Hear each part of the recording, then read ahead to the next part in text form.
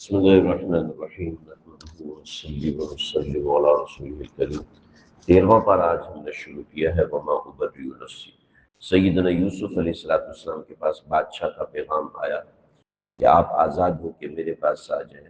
حضرت یوسف نے منع فرمایا کہ نہیں، میں نہیں آ سکتا، پہلے میری برات کا اظہار کریں، اور پھر فرمایا کہ وما ابرئ نفسی، میرا نفس بھی ایسا پاک نہیں ہے، مسئلہ یہ ہے کہ اس کی پاکیزگی ظاہر ہونا ضروری ہے۔ چنانچہ بادشاہ نے حضرت یوسف علیہ السلام کو بلایا۔ فلما کلمہ، جب حضرت یوسف علیہ السلام کا انٹرویو ہوا تو کہنے لگے کہ بھی آج کے بعد تم ہی یہاں پر مکین ہو اور امین ہو۔ پھر حضرت یوسف علیہ السلام کو وزیر خزانہ بنایا۔ سیدنا یوسف بچپن سے وزیر خزانہ کے پاس رہے اور یہاں حضرت یوسف وزیر خزانہ بنے۔ چنانچہ اللہ نے مصر کا وزیر خزانہ بنانے کے لیے حضرت یوسف کو حضرت یعقوب کے پاس سے ہٹوا دیا تھا اور مصر میں لا کے آباد کیا تھا۔ اس میں بہت سارے پیغام ہیں۔ پھر وہی ہوا جس خواب کی تعبیر حضرت یوسف علیہ السلام نے بتائی تھی، اور پھر پوری دنیا میں قحط پڑ گیا۔ صرف اہل مصر کو چونکہ تعبیر معلوم تھی تو اہل مصر نے قحط کی تیاری کی، اور اس کے بعد جب پوری دنیا میں مزید قحط پڑا تو وجاء اخوۃ یوسف فدخلوا علیہ فعرفهم وهم له منکرون۔ حضرت یوسف نے اپنے بھائیوں کو پہچان لیا، مگر بھائیوں نے حضرت یوسف کو کوئی نہیں پہچانا۔ پھر حضرت یوسف علیہ السلام نے بھائیوں سے انٹرویو لیا اور پھر اپنے بھائی بنیامین کو بلانے کو کہا جو ان کے سگے بھائی تھے، بلکہ دوسری ماؤں سے تھے، بنیامین اپنی ماں سے تھے۔ تو پھر اگلی مرتبہ وہ جب آئے تو انہوں نے اپنے والد یعنی حضرت یعقوب سے کہا کہ بنیامین ہمارے ساتھ جائے گا۔ لمبا قصہ ہے۔ بنیامین جب آئے تو حضرت یوسف علیہ السلام نے بنیامین کو چپکے سے بتا دیا کہ میں یوسف ہوں۔ چنانچہ بنیامین کو ایک بہانہ اور حیلہ کر کے اپنے پاس روک دیا اور بھائی دوبارہ مصر سے کنعان واپس چلے گئے۔ پھر تیسری مرتبہ بھائی آئے تو حضرت یوسف علیہ السلام نے اپنی پہچان ان سے کروائی۔ جب پہچان کروائی تو پھر فرمایا کہ جاؤ میرے والد کو لے کے آؤ، لیکن جاتے وقت اپنی قمیض جو تھے بھائیوں کو دے دی، اور جا کے انہوں نے جیسے ہی قمیض حضرت یعقوب کے چہرے انور پر ڈالی تو ان کی آنکھیں واپس آ گئی۔ جب ان کی آنکھیں واپس آئی تو انہوں نے ان کے آنے سے پہلے ہی بشارت دے دی تھی کہ انی لاجد ریح یوسف ولما فصلت العیر قال ابوہم انی لاجد ریح یوسف لولا ان تفندون۔ تم مجھے پاگل بیوقوف کہو گے لیکن مجھے یوسف کی خوشبو آ رہی ہے۔ چنانچہ فلما ان جاء البشیر القاہ علی وجہہ فارتد بصیرا، آپ کی آنکھیں واپس آ گئی تھی، آپ کی آنکھیں واپس آ گئی۔ پھر بھائیوں نے اپنے جرم کو مانا اور پھر حضرت یعقوب علیہ السلام کو لے کر سارے کے سارے مصر آئے۔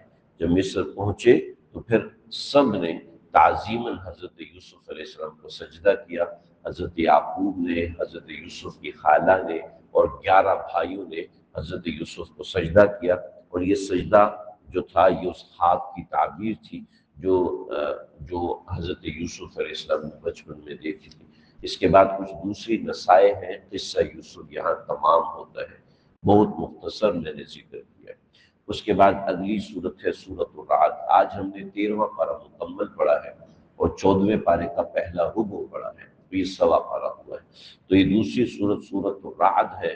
جتنی بھی مکی صورتیں ہیں یہ دلائل قدرت سے بھری ہوئی ہیں۔ میں اجمالاً ایک دو ذکر کر دیتا ہوں، ورنہ فائن ٹیوننگ آرگومنٹ اور کلام کاسمولوجیکل آرگومنٹس جتنے بھی دلائل قرآن مجید میں ذکر ہے، امام غزالی نے یہیں سے لیے، امام رازی نے یہیں سے لیے۔ تو دلائل وحدانیت ہیں۔ وَهُوَ الَّذِي مَدَّ الْأَرْضَ وَجَعَلَ فِيهَا رَوَاسِيَ وَأَنْهَارًا وَمِنْ كُلِّ الثَّمَرَاتِ جَعَلَ فِيهَا زَوْجَيْنِ اثْنَيْنِ يُغْشِي اللَّيْلَ النَّهَارَ، کہ میں نے زمین کو پھیلایا ہے، میں نے اس میں پہاڑ بنائے، اس میں نہریں بنائیں، اس میں پھل اگائے اور پھل بھی جوڑا دار اگائے۔ ایسا نہیں ہے آج دنیا جا کے کہتی ہے کہ پیوند کاری کی جاتی ہے تو تب جا کے پھلوں میں ذائقہ اور ٹیسٹ پیدا ہوتا ہے، ادروائز ٹیسٹ بھی پیدا نہیں ہوتا، بیج بھی پیدا نہیں ہوتا، سیڈ کی اس نوعیت کی چیزیں ہوتی ہیں۔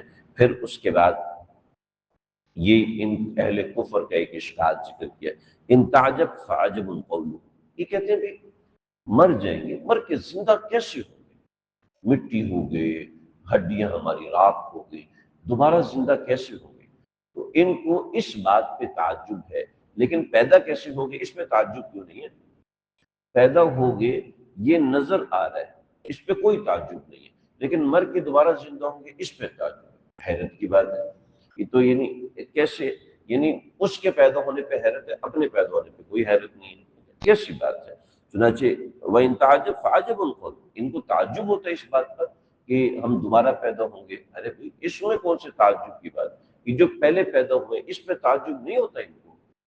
چنانچہ آج آپ دیکھیں تو انسان اس علم کی اس انتہا تک پہنچا ہے جب اس کو جینیٹک سائنس پتا ہے، اس کو ڈی این اے اسٹرکچر پتا ہے، اس کو ڈی این اے سے آر این اے اسٹرکچر پتا ہے کہ وہ کہاں کہاں سے اگتا ہے اور کہاں کہاں سے ملتا ہے۔ اس کے بعد اللہ نے مزید دلائل قدرت دی ہے انسان کی پیدائش کے اوپر۔ اللہ یعلم ما تحمل کل انثی وما تغیض الارحام، کہ ہر عورت کے میں کیا حمل ہوتا ہے، ہر رحم کیا چیز چھپا رہا ہوتا ہے، وما تزداد، اور کیا چیز بڑھا رہا ہوتا ہے۔ اللہ ہر چیز کو جانتے ہیں، یعنی ہر زائگوٹ کو، چاہے وہ انڈے میں ہے، چاہے وہ چلی میں ہے، چاہے وہ حمل میں ہے، چاہے وہ ریت میں دفن ہے، چاہے وہ بیج کے اندر ہے کہ وہ ایمبریو بن رہا ہے، اللہ ہر چیز کو جانتے ہیں۔ اپنی دلائل قدرت کو بتایا، والذی یریکم البرق خوفا وطمعا وینشئ السحاب الثقال، بارشوں کا نظام ہے، پھر یسبح الرعد بحمدہ، بادلوں کا نظام ہے۔ اسی آیت کی وجہ سے سورت کا نام سورت الرعد ہے۔ لہو دعوت الحق، اس نے حق کی دعوت بیان فرمائی ہے ان تمام دلائل قدرت کے ذریعے سے۔ یہاں سے سجدہ نمبر 2 آتا ہے جو ہم پہلے آراف میں کیا، دوسرا رعد کے اندر ہے وہ سجدہ۔ اس کے بعد اللہ رب العزت نے کچھ سوالات کیے جو استفہام انکاری تھے کہ هل يستوي الاعمى والبصير ام هل تستوي الظلمات والنور، اندھا اور بہرا، اندھا اور دیکھنے والا برابر ہو سکتے؟ نہیں ہو سکتے۔ اندھیرا اور روشنی برابر ہو سکتے ہیں؟ نہیں ہو سکتے۔ ایسی جو اللہ کو اکیلا مانتا ہے اور جو وحدہ لا شریک میں کسی کو شریک ٹھہراتا ہے، یہ دونوں بھی برابر نہیں ہو سکتے۔ پھر آگے انزل من السماء ماء فسالت اودیۃ بقدرها واحتمل السیل زبدا رابعا، اللہ رب العزت نے بارش کا ایک نظام بتایا کہ کس طریقے سے ہے۔ پھر اس کے بعد اللہ سے ڈرنے والوں کی 8 صفات ہیں، اور تقوی اور اہل کفر کی اور فساق کی 3 صفات ہیں۔ تقوی والوں کی 8 صفات: الذین یوفون بعہد اللہ، اللہ کے وعدے کو پورا کرتے ہیں، اللہ کا وعدہ جو ہم نے عالم برزخ میں کیا تھا۔ والذین یصلون ما امر اللہ بہ ان یوصل، نمبر 2 رشتوں کو جوڑ کے رکھتے ہیں۔ نمبر 3 ویخشون ربہم، اپنے پروردگار سے خشیت والا ڈرتے ہیں، یعنی محبت والا ڈرتے ہیں۔ نمبر 4 یخافون سوء الحساب، آخرت کے حساب سے ڈرتے ہیں۔ نمبر 5 والذین صبروا ابتغاء وجہ ربہم، اپنے رب کی خوشنودی کے لیے صبر کرتے ہیں۔ نمبر 6 واقاموا الصلاۃ، نماز قائم کرتے ہیں۔ نمبر 7 وانفقوا مما رزقناہم، رزق جو اللہ نے دیا ہے اس میں سے خرچ کرتے ہیں۔ نمبر 8 یدرؤون بالحسنۃ السیئہ، کہ برائی اگر کوئی آپ سے کر دے تو اس کا جواب اچھائی کے ساتھ دیتے ہیں۔ اور پھر اس کے بعد اشقیاء کی 3 بری صفات کہ الذین ینقضون عہد اللہ، اللہ کے وعدے کو توڑتے ہیں۔ کفر کرنا اللہ کے وعدے کو توڑنا ہے۔ ویقطعون ما امر اللہ بہ، رشتہ داریوں کو توڑتے ہیں۔ چنانچہ جو کوئی مسلمان بھی ہے مگر اگر وہ رشتہ داریاں توڑتا ہے، صلہ رحمی نہیں کرتا، تو اس کا مطلب ہے وہ کفر کے مزاج کے اوپر ہے۔ وَيُفْسِدُونَ فِي الْأَرْضِ، اور زمین میں فساد مچاتے پھرتے ہیں، یعنی اپنی ذات سے دوسروں کو تکلیف دیتے ہیں۔ یہ پھر انبیاء کی صفائیوں کے اوپر صفائی پیش کی کہ تم لوگ انبیاء سے معجزے مانگتے ہو۔ معجزہ نبی کے اپنے اختیار میں نہیں ہوتا، وہ ہماری مرضی ہے کہ ہم اس کو معجزہ دیں یا نہ دیں، یہ ہماری مرضی۔ وَيَقُولُ الَّذِينَ كَفَرُوا لَوْلَا أُنزِلَ عَلَيْهِ آیَةٌ مِّن رَّبِّهِ، اپنے پروردگار کی طرف سے کوئی نشانی بتاؤ۔ یعنی عقلی دلائل کو چھوڑ کر تم مافوق الفطرت چیز دیکھنا چاہتے ہو۔ اور انسان کا مزاج ہے کہ پیشاب چھف کرے بندہ اڑتا ہوا چلا جائے، ہاں یہ اللہ والا آدمی ہے، اور بھلے سے وہ حرام کام کر رہا ہے، بھلے سے وہ ناجائز طریقے سے پیسے کما رہا ہے، پھونک مارتا ہے بندہ اڑ جاتا ہے۔ ایسی بات بتا دیتا ہے، آج تم نے کیا کھایا تھا، فوراً بتا دیتا ہے، یہ تو پیر صاحب پہنچا ہوا ہے، لیکن شریعت و سنت کے مطابق نہیں سمجھ ہی نہیں آتی۔ تو مافوق الفطرت چیز لوگوں کو سمجھ میں آتی ہے۔ اہل کفر کا بھی یہی مزاج تھا، اور آج ہمارا بھی یہی ہے کہ پیر صاحب نے تعویذ دے دیا، دیکھا کیسے کام ہو جائے گا، اور قبر پہ جا کے جناب چلا کاٹیں گی، جوان بچیاں کاٹیں گی، عورتیں کاٹیں گی، پردہ اور شرعی احکامات سب ملیا بیٹ ہو گئے ایک دو کرامتوں کے پیچھے۔ وَلَقَدْ أَرْسَلْنَا رُسُلًا مِّن قَبْلِكَ وَجَعَلْنَا لَهُمْ أَزْوَاجًا۔ پھر سمجھایا کہ جو پیغمبر ہوتے ہیں وہ بھی دوسرے انسانوں کی طرح انسان ہوتے ہیں، جیسے ان کی عام دوسرے انسانوں کی اولاد ہوتی ہے ایسے ان کی بھی اولاد ہوتی ہے، جیسے دوسرے انسانوں کی ضروریات ہوتی ہے ایسے ان پیغمبروں کی بھی ضروریات ہوتی ہیں۔ اس کے بعد سورہ ابراہیم ہے۔ سورہ ابراہیم میں چونکہ حضرت ابراہیم کی کچھ دعائیں ہیں، اس وجہ سے اس کا نام سورہ ابراہیم ہے، ورنہ اللہ رب العزت نے پیغمبروں اس کے اندر پیغمبروں کی مختلف ایٹریبیوٹس ذکر کیے ہیں۔ سب سے پہلے یہ کہ وَمَا أَرْسَلْنَا مِن رَّسُولٍ إِلَّا بِلِسَانِ قَوْمِهِ، کہ اللہ نے جو بھی پیغمبر بھیجا ہے وہ اس کی قوم کی زبان میں بھیجا ہے۔ ایسا نہیں کہ پیغمبر ایک زبان میں آیا اور بولتا وہ قوم کی دوسری زبان ہے، ایسا نہیں ہوتا۔ پھر قصہ موسیٰ ذکر کیا ہے، اذکروا نعمت اللہ علیکم اذ انجاکم من آل فرعون، حضرت موسیٰ کا قصہ ذکر کیا۔ پھر حضرت موسیٰ نے جب دیکھا کہ قوم کفر کر رہی ہے تو پھر حضرت موسیٰ کی نصیحت بیان فرمائی۔ اللہ رب العزت نے پورے قرآن میں سوائے 2 پاروں کے ہر جگہ حضرت موسیٰ کا قصہ ذکر کیا، لیکن ہر جگہ کوئی نہ کوئی نئی بات اللہ رب العزت نے ذکر فرمائی ہے حضرت موسیٰ کے واقعے میں۔ اصل پوری بات تو انشاءاللہ اللہ تعالیٰ نے توفیق دی تو اللہ تعالیٰ ہم سب کو نصیب فرمائے تو جنت میں جا کے حضرت موسیٰ سے سنیں گے، لیکن قرآن مجید میں اللہ نے جو جو چیزیں ارشاد فرمائی ہیں ہر جگہ جو قصہ موسیٰ ہے وہ پہلے سے بہت زیادہ تبدیل ہے۔ تقریباً آپ روزانہ سن رہے ہیں کہ حضرت موسیٰ تقریباً روزانہ ہمارے پارے میں حضرت موسیٰ کا بنی اسرائیل کا قصہ آ رہا ہے، لیکن ہر جگہ پر کچھ نہ کچھ تبدیلی ہے۔ آپ کھول کے دیکھیں گے تو پتہ چلے گی، ورنہ عمومی طور پر تو قصہ وہی ہے، حضرت موسیٰ فرعون کی طرف گئے، اس کو ڈرایا سمجھایا، جادوگر اور یہ وہ سب چیزیں تھیں۔ پھر پیغمبروں اور قوموں کا تکرار، یہاں پر اللہ رب العزت نے حضرت موسیٰ کے ذکر کے بعد کئی پیغمبروں کا ذکر، قال الذين كفروا لرسلهم لنخرجنكم من ارضنا او لتعودن في ملتنا، کہ جتنے بھی انبیاء آئے ان کی قوموں نے ان کے ساتھ یہ معاملات کیے، تو ان سے کہا کہ آپ یا تو چپ ہو جائیں یا ہم آپ کو یہاں سے نکال دیں گے یا پھر ہم آپ کو مار دیں گے وغیرہ وغیرہ۔ تو پیغمبروں نے ان کو جو نصیحتیں کی اللہ سے ڈرنے کی اور آخرت کے بارے میں استحضار کرنے کی اور دلائل عقلیہ دیے، وہ ان سب دلائل کا ذکر اللہ رب العزت نے کر دیا۔ اس کے بعد حضرت موسیٰ علیہ السلام حضرت ابراہیم علیہ السلام کے تذکرے سے پہلے الم تر الی الذین بدلوا نعمت اللہ کفرا واحلوا قومهم دار البوار جہنم یصلونہا، اہل مکہ کا ذکر ہے۔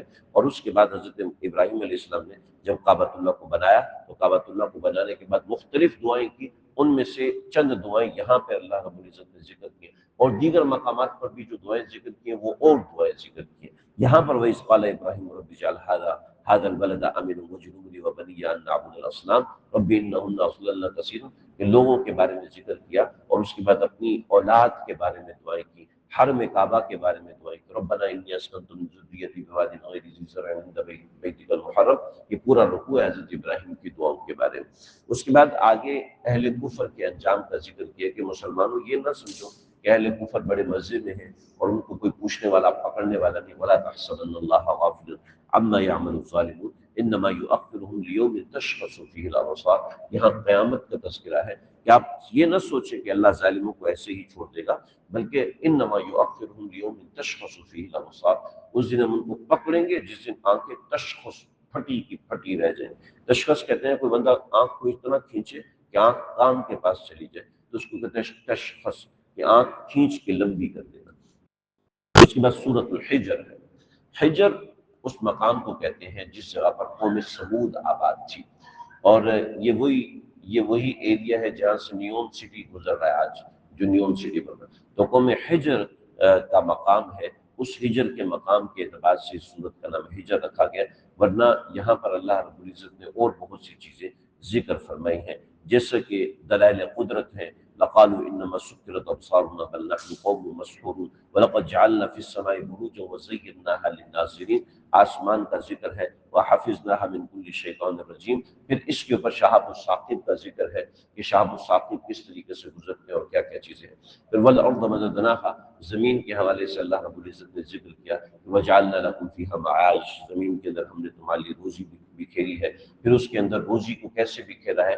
بارش کے ذریعے سے، بارش کے ذریعے سے زمین میں چارہ ہوتا ہے، یہ دلائل قدرت ہے۔ اس کے بعد اللہ رب العزت نے سیدنا آدم علیہ السلام کی پیدائش کا ذکر کیا۔ قرآن مجید میں تقریباً 16 یا 17 جگہوں پر، تقریباً 6 یا 7 جگہوں پر تفصیلاً اور 8 سے 9 مقامات پر اجمالاً ذکر ہے۔ تو ہر جگہ حضرت آدم علیہ السلام کے قصے میں، جس میں نے ذکر کیا حضرت موسیٰ کے قصے میں تبدیلی ہے، ایسے یہاں پر بھی ہے۔ وَلَقَدْ خَلَقْنَا الْإِنسَانَ مِنْ صَلْصَالٍ مِنْ حَمَإٍ مَّسْنُونٍ وَالْجَنَّ خَلَقْنَاهُ من قبل من نار السموم إذ قال ربك للملائكة إني خالق بشرا من صلصال من حمأ مسنون، میں بندہ بنانے والا ہوں، میں آدم کو پیدا کرنے والا ہوں، جب میں اس کو بنا دوں گا تو پھر تم فوراً اس کو سجدہ کر دینا۔ پھر شیطان وہاں سے متنفر ہوا اور پھر کہنے لگا کہ ربی بما اغویتنی لأزینن لهم فی الارض ولأغوینہم اجمعین، میں ان کو اغوا کروں گا اور ان کو تباہ و برباد کروں گا۔ تو شیطان کی اس دھمکی کے بعد اللہ نے متقین کا انجام ذکر کیا، ادخلوها بسلام آمنین، اور اس کے بعد اللہ رب العزت نے جو واقعہ ذکر کیا وہ قوم لوط کا ذکر کیا، مگر ابتدا حضرت ابراہیم سے کی، کہ ایک ہی زمانے میں حضرت ابراہیم بھی تھے اور اسی زمانے میں حضرت لوط علیہ السلام بھی تھے۔ فرشتے پہلے حضرت ابراہیم کے پاس آئے حضرت اسحاق کی خوشخبری دینے، اور پھر یہاں سے حضرت لوط علیہ السلام کے پاس گئے اور پھر ان کی قوم کو ہلاک کیا۔ یہاں پر جسے ہم نے کل سورہ ہود میں قوم لوط کا قصہ پڑھا تھا، وہاں پر یہ تفصیل نہیں تھی کہ حضرت ہود علیہ السلام نے اپنی قوم سے کہا تھا کہ ہؤلاء بناتہن اطہر لکم، یہ میری بیٹیاں ہیں، ان سے تم نکاح کر لو، تم غلط طریقے سے جنس پرستی نہ کرو۔ لیکن یہاں پر اس کی اللہ رب العزت نے تفصیل بیان فرمائی۔ اس کے بعد وَلَقَدْ كَذَّبَ أَصْحَابُ الْحِجْرِ الْمُرْسَلِينَ، تو یہاں پر اصحاب حجر کا ذکر ہے، یعنی قوم سمود کا ذکر ہے۔ یہاں ان کا واقعہ کچھ مختصر ہے، کل جو ہم نے قوم سورہ ہود پڑھی تھی اس میں واقعہ تفصیلی ہے کہ اللہ رب العزت نے ان کے اوپر اونٹنی بھیجی تھی، وہ اونٹنی اللہ کی نشانی تھی، مگر پھر بھی انہوں نے نہیں مانا اور اس کے بعد وہ لوگ تباہ و برباد ہو گئے۔ اس صورت کے آخر میں فَاصْدَعْ بِمَا تُؤْمَرُ وَأَعْرِضْ عَنِ الْمُشْرِكِينَ إِنَّا كَفَيْنَاكَ الْمُسْتَهْزِئِينَ، یہاں سے نبی علیہ السلام کو کچھ نصیحتیں ہیں کہ آپ اہل کفر کے انکار کرنے کے اوپر، ان کے اگنورنس کے اوپر پریشان نہ ہوں، ہم آپ کی حفاظت کرنے والے ہیں، بندگی آپ نے وہاں تک کرنی ہے جہاں تک کہ موت نہ آ جائے۔ وَاعْبُدْ رَبَّكَ حَتَّىٰ يَأْتِيَكَ الْيَقِينُ، یہاں تک آج ہم نے ایک پارہ اور ایک ربع پڑھا ہے، آگے سورۃ النحل ہے انشاءاللہ۔ اللہ سے